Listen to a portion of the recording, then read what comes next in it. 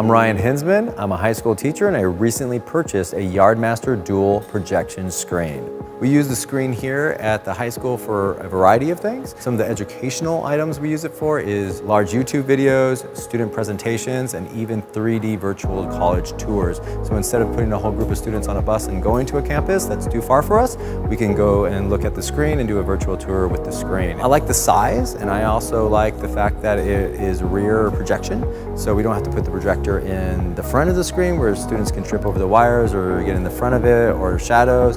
It's in the back and it has that real live movie experience. The stand is very firm, the screen is made out of very durable material. Any teacher can set it up. 5 to 10 minutes. One of the fun things that we use the screen for is a movie night, like tonight, where we're inviting over 100+ students to have a real live movie experience here in the cafeteria. We're gonna be laying on the floor, comfy style, right? And we even plan on taking it outside later on in the warmer months.